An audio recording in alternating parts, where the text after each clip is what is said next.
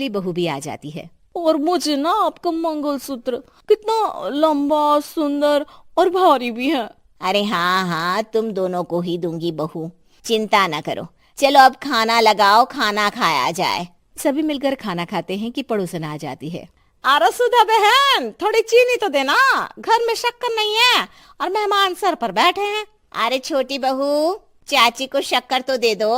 अरे मछली दीदी, आप दे दीजिए ना, मैं यहाँ कम आती हूँ तो मुझे पता ही नहीं है कि सासू माँ सारी चीजें कहाँ रखती है। और तुम, मैं कौन सा यहाँ रोज शक्कर फाँकने के लिए आती हूँ, मुझे भी नहीं है पता। तभी बड़ी बहू हाथ में चीनी की कटोरी लेकर आती है। चाची, शक्कर आप लोगों का बड़ा सहारा है माँ जी और पिताजी को, वरना हम लोग तो यहाँ रहते ही नहीं। आप जैसे पड़ोसी हैं तो हम निश्चिंत है। और जीती रहे बहू, आप तो ये घर पड़ोस कम परिवार ज्यादा लगता है।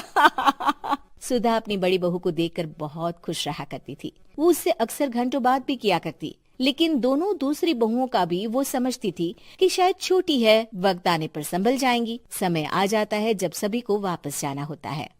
माँ जी, हम लोगों की फ्लाइट पहले है, हमें इजाजत दे। वो सास के गले लगकर चली जाती है। थोड़ी देर बाद छोटी बहू कहती है, माँ जी, मैं ना ये सोफे के कवर और चादरें ले जा रही हूँ, यहाँ तो ऐसी ही पड़ी रहेंगी। हाँ हाँ बहू, ले जा, और कुछ चाहिए तो बोल। और तो चाहिए बहुत कुछ, पर चलिए कोई बात नहीं, अगली बार ले जाऊंगी मैं। ऐसे ही मंजली बहू भी घर का बहुत सारा सामान ले जाती है। सभी के जाने के बाद सुधा राकेश से कहती है, घर कितना सूना लग रहा है ना। हाँ, और खाली भी। तुम्हारी दोनों बहुएं सब बटोर गई। अरे ठीक है ना, हम दोनों ही तो हैं, कितना सामान लगेगा, फिर उन लोगों की नई गृहस्थी, इतना मत सोचा करे। समय बीतता है। ऐसे ही हर साल त्योहारों में सुधा और राकेश के बच्चों की बहू आते और जाते वक्त ढेर सारा सामान पैक कर कर ले जाती। लेकिन कुछ ही सालों में सुधा का देहांत हो जाता है। पिताजी, आप यहाँ अकेले क्या करेंगे, हम लोगों के साथ चलिए। अरे नहीं नहीं बहू, इस घर में सुधा की यादें हैं, मैं उसे नहीं छोड़ सकता हूँ। अब तुम लोगों की माँ नहीं रही। देख लो, वैसे तो मैंने उसके जीते जी सब कुछ दे दिया है, लेकिन कुछ उसका पर्सनल कीमती सामान था जो ये है, ले लो। सामान में होती है एक घड़ी और एक मंगलसूत्र। माँ जी ने कहा था कि वो ये घड़ी मुझे देंगी। हाँ हाँ पिताजी, माँ ने सबके सामने ये घड़ी सरिता को देने के लिए कहा था। उठा लो सरिता माँ की घड़ी। अब क्या था, छोटी बहू फट से घड़ी उठा लेती है। और पिताजी, ये मंगलसूत्र तो माँ ने मुझे ही देने को कहा था, याद है ना। वो सभी की ओर इशारा करती है। तू भी ले ले ये हार बेटा, कोई बात नहीं। मंजली फटाक से हार उठा लेती है। ससुर बड़ी बहू की तरफ देखते हैं। तुझे क्या दूं बेटा?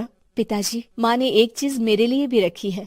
सभी के कान खड़े हो जाते हैं कि आखिर सास ने क्या रखा होगा बड़ी के लिए। अरे माँ जी तो दीदी से प्यार भी ज्यादा ही करती थी, हमेशा उनसे बात किया करती। जरूर कोई बड़ी और अपनी प्रिय चीज दी होगी दीदी को। और देख लेते हैं ना, वरना तो हम भी बराबर का बंटवारा करेंगे। हाँ हाँ, कर लेना बंटवारा। लेकिन बड़ी बहू बताओ तो, सुधा ने क्या रखा है तुम्हारे लिए? अभी तो हम लोग यही हैं पापा जी, जब जाने लगेंगे तो बता दूंगी। बड़ी बहू के मुंह से ये बात सुनकर बाकी दो बहुएं सोचने लगती हैं कि आखिर क्या है जो दीदी को सासू माँ देकर गई हैं। दीदी, ऐसा तो नहीं ना कि पूरे घर का आधा हिस्सा माँ बड़ी भाभी को देकर गई हो। तभी वहाँ ससुर आ जाते हैं। नहीं नहीं, ऐसा कुछ नहीं है। मकान तो तुम तीनों का बराबर से है। देखो, बड़ी बहू से तुम्हारी सास ज्यादा जुड़ी थी, न जाने क्यों घंटों बात किया करती थी। पता नहीं क्या देकर गई है उसे। और ससुर जी, आपको क्या पता, चालाकी से पूरे घर के पेपर में साइन करवा लिए हो, या फिर कोई छुपा गहना। आखिर मकान पूरा तो आपने सासू माँ के नाम ही कर रखा था ना। अब घर में ये सस्पेंस बन जाता है कि आखिर बड़ी बहू क्या लेकर जाएगी। फिर वो दिन भी आ जाता है जब बड़ी बहू के जाने का समय हो जाता है। बेटा, परसों तुम चली जाओगी, बताया नहीं माँ ने तुम्हें क्या दिया? घड़ी और हार जो बेशकीमती था और तुम्हारी सास को सबसे ज्यादा प्रिय था, उसका तो बंटवारा भी हो चुका है। अब तुम्हारी बारी। हाँ पिताजी, आज मैं ये बात बताने ही वाली थी।